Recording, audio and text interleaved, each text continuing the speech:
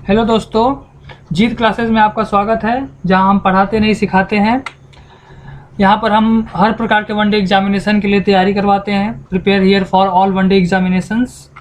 मैं ब्रह्मानंद सिंह आज practice set मूल विधि का पहला प्रैक्टिस सेट लेकर आया हूं। इसके पहले हमने 4 वीडियो मूल विधि के ऊपर बनाया है, जिसका पहला प्रैक्टिस सेट जो आईपीसी से रिलेटेड है उसको लेकर आए हैं। ठीक है, तो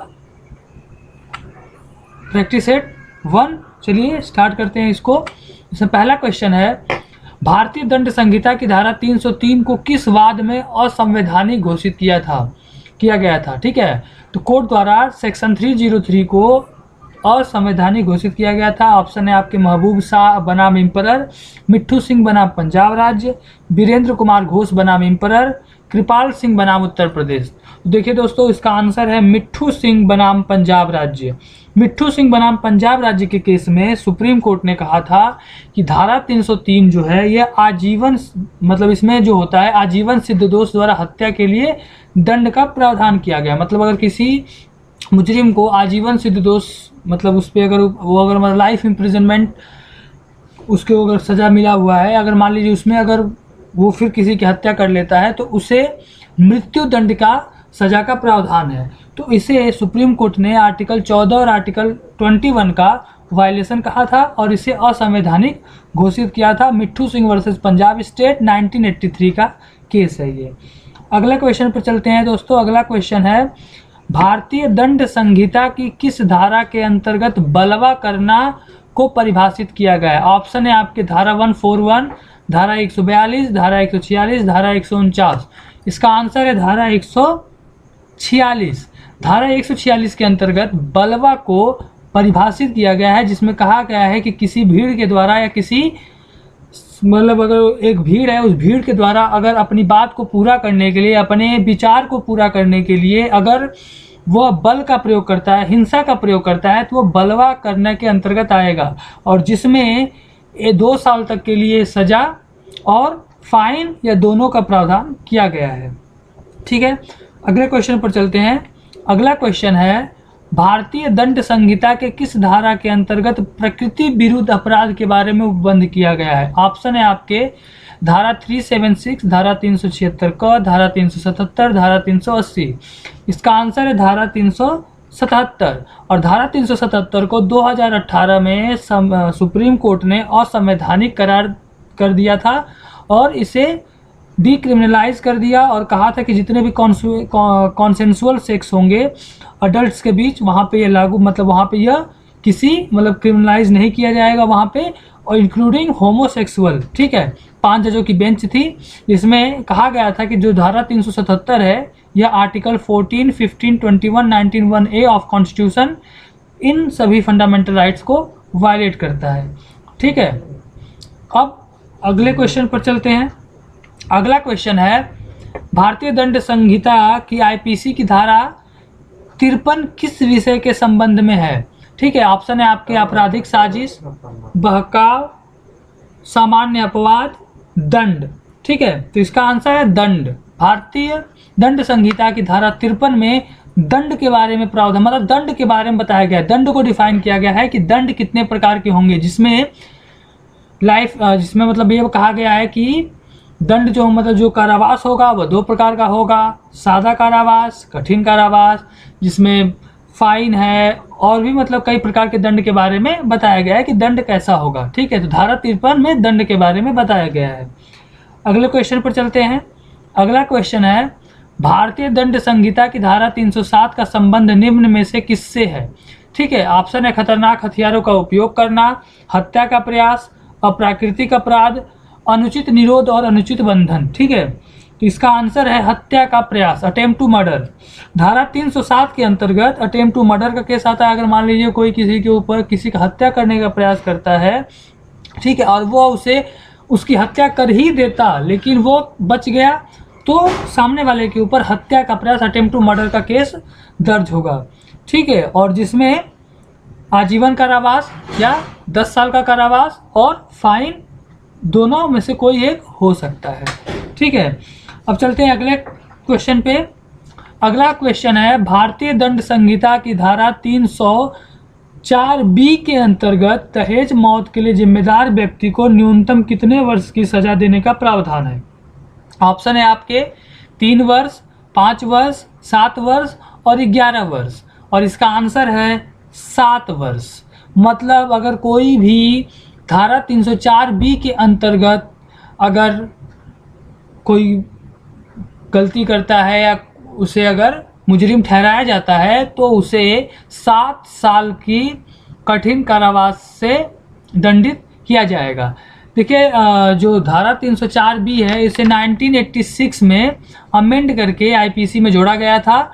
ठीक है, जो अगर मान लीजिए शादी के 7 साल के अंदर अगर शादीशुदा महिला का अगर किसी अप्राकृतिक तरीके से अगर मौत हो जाती है तो वहाँ पे दहेज हत्या का केस दर्ज किया जाएगा, जिसमें मिनिमम 7 साल और मैक्सिमम लाइफ इम्प्रिजनमेंट के सजा का प्रावधान किया गया है। ठीक है, तो चलते हैं अगले क्वेश्चन पे। अगला क्वेश्चन है भारतीय दंड संहिता की किस धारा में छल को परिभाषित किया गया है? ऑप्शन है आपके 414, 415, 416 और 420। इसका आंसर है 415। देखिए छल जो है इसे इंग्लिश में चीटिंग कहते हैं, और परिभाषा में कहा गया है कि छल के अपराध के अंतर्गत व्यक्ति किसी अन्य को बेईमानी से या कपटपूर्ण तरीके से धोखा देकर उसकी संपत्ति को प्राप्त करता है। ठीक है, अगर किसी की संपत्ति को धोखे से या बेईमानी से अगर प्राप्त किया जाता है तो उसके ऊपर छल चीटिंग का केस दर्ज किया जाएगा, जिसमें 1 साल की सजा या फाइन या दोनों हो सकता है। ठीक है, अब चलते हैं अगले क्वेश्चन पे। अगला क्वेश्चन है भारतीय दंड संहिता के अनुसार इनमें से किन अपराधों के लिए मृत्यु दंड दिया जा सकता है? ठीक है, पहला है धारा 121 भारत सरकार के विरुद्ध युद्ध घोषणा, धारा 364A फिरौती के लिए व्यपहरण। ठीक है, ऑप्शन है आपके ओनली 1, ओनली 2, बोथ 1 and 2 और नीदर 1 नॉर 2। ठीक है, तो इसमें ऑप्शन है आपका बोथ 1 and 2, यानी कि दोनों में से अगर किसी एक के लिए या दोनों के लिए अगर कोई ऐसा कोई कार्य करता है जो भारत सरकार के विरुद्ध अगर युद्ध घोषणा, अगर मान लीजिए भारत सरकार के खिलाफ अगर हम कोई विद्रोह कर दें, सशस्त्र विद्रोह या ऐसा कुछ, या हम किसी को फिरौती के लिए अगर व्यपहरण कर दें, तो दोनों में ही मृत्युदंड दिया जा सकता है। मृत्युदंड के सजा का प्रावधान किया गया है। ठीक है, अगला केस है अगला अगर हम क्वेश्चन देखते हैं तो अगला क्वेश्चन है राम गुस्से में श्याम को मारने का प्रयत्न करता है। श्याम को ऐसी स्थिति में प्राइवेट प्रतिरक्षा का अधिकार भारतीय दंड संहिता के किस धारा में होगा? ठीक है, तो इसके ऑप्शन है धारा 97, धारा 98, धारा 100 और 96। ठीक है, तो इसमें आंसर है आपका धारा 97। ठीक है, प्राइवेट डिफेंस जो है आत्मरक्षा, यह धारा 96 से 106 के बीच में डिफाइन किया गया है, जिसमें इंसान को अपने शरीर और अपने संपत्ति इन सब के खिलाफ प्रतिरक्षा, मतलब इन सबको बचाने के लिए सामने वाले के ऊपर और प्राइवेट डिफेंस का अधिकार प्राप्त है। तो दोस्तों चलते हैं अगले क्वेश्चन पे। अगला क्वेश्चन है किस मामले में आत्मरक्षा का अधिकार उपलब्ध नहीं होगा? ऑप्शन है आपके लोक सेवक द्वारा किया गया कार्य, आपराधिक अत्याचार को रोकने में, जंगम संपत्ति की रक्षा में, उपरोक्त सभी में। आंसर है आपका ए, लोक सेवक द्वारा किया गया कार्य।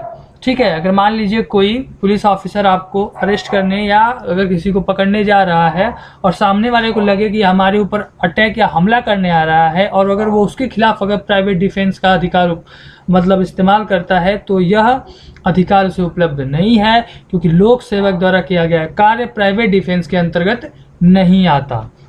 तो अगला क्वेश्चन है किस मामले में अब फैसला हुआ कि कई आजीवन कारावास एक साथ चलेंगे और एक की क्षमा दूसरे को प्रभावित नहीं करेगी? आंसर है आपके ऑप्शन है आपके youth bar association of India बनाम भारत संघ, मथुराम लिंगम बनाम राज्य, एबीसी बनाम राज्य, people's union for civil liberties बनाम भारत संघ। आंसर है आपका मुथुराम लिंगम बनाम राज्य। इस केस में सुप्रीम कोर्ट ने यह कहा था, यानी अपेक्स कोर्ट ने यह डिसीजन दिया था कि अगर मान लीजिए किसी मुजरिम के ऊपर कई आजीवन कारावास का सजा है और उसमें से अगर एक आजीवन कारावास को क्षमा कर दिया जाता है या ख़त्म कर दिया जाता है तो दूसरे जो आजीवन कारावास के सज़ा हैं उन पर कोई इफ़ेक्ट नहीं पड़ेगा, वो प्रभावित नहीं होंगे, वो वैसे ही चलते रहेंगे। ठीक है, चलते हैं अगले क्वेश्चन पे। अगला क्वेश्चन है आत्मरक्षा का अधिकार है। आत्मरक्षा का अधिकार ऑप्शन है आपके अपने शरीर के प्रति अपराध से प्रतिरक्षा, दूसरे के शरीर की प्रतिरक्षा, चोरी लूट आदि अपराध से प्रतिरक्षा, उपरोक्त सभी। आंसर है आपका ऑप्शन डी, उपरोक्त सभी। यानी अपने शरीर को बचाने के लिए तो हमें डिफेंस, प्राइवेट डिफेंस उपलब्ध है। अगर मान लीजिए दूसरे का शरीर यानी दूसरे को बचाने के लिए भी हम अपने मतलब डिफेंस को यूज कर सकते हैं। अगर मान लीजिए हमारे किसी चीज़ की चोरी हो रही है, लूट हो रहा है, तो उसके खिलाफ भी प्रतिरक्षा, प्राइवेट डिफेंस का अधिकार होता है। ठीक है, तो चलते हैं अगले क्वेश्चन पे। अगला क्वेश्चन है महिला की लज्जा भंग करने संबंधी हमला दंडनीय है। ठीक है, ऑप्शन है भारतीय दंड संहिता में, दंड प्रक्रिया संहिता में, भारतीय संविधान में, उपरोक्त में से कोई नहीं। तो ऑप्शन है आपका भारतीय दंड संहिता में। ठीक है, भारतीय दंड संहिता में सेक्शन 345 धारा 354 में लज्जा भंग के बारे में प्रावधान किया गया है। ठीक है, देखिए भारतीय दंड संहिता जो है ये दंड को डिफाइन करता है। ठीक है, यह एक सबस्टेंशियल लॉ है, जबकि अगले ऑप्शन में दंड प्रक्रिया संहिता में दंड प्रक्रिया संहिता एक प्रोसीजरल लॉ है। ठीक है, और भारतीय संविधान तो कॉन्स्टिट्यूशन जो कि हर मतलब बताता है कैसे कानून बनेंगे, क्या होगा, लोगों का अधिकार क्या है, डीपीएसपी, इन सब के बारे में बात करता है। देखिए भारतीय दंड संहिता में और दंड प्रक्रिया संहिता में अंतर यह है कि मान लीजिए अगर किसी आदमी का मर्डर हो गया।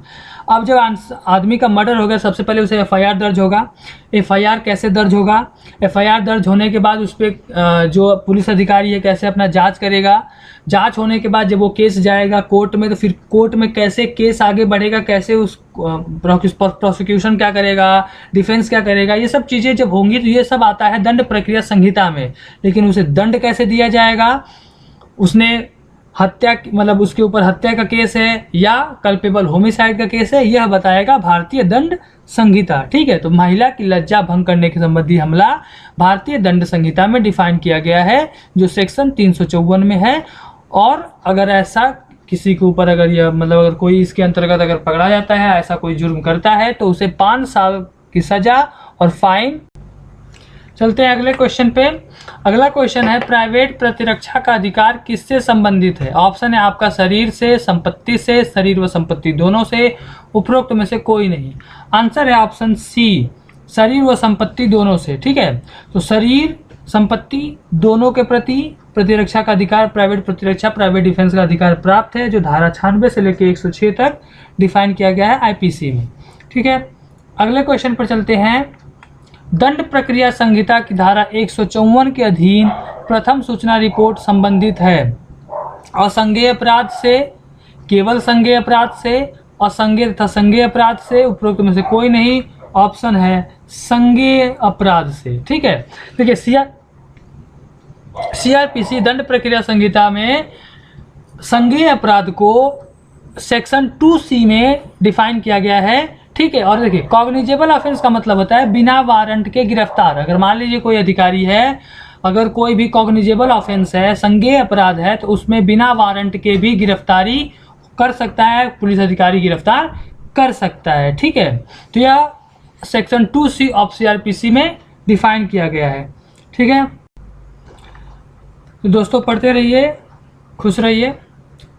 जीत क्लासेज विद सुजीत सिंह, जहां हम पढ़ाते नहीं सिखाते हैं। अगर मान लीजिए हमारे वीडियो पर कोई सजेशन हो, कोई विचार हो, तो आप उसे कमेंट में हमें बता सकते हैं।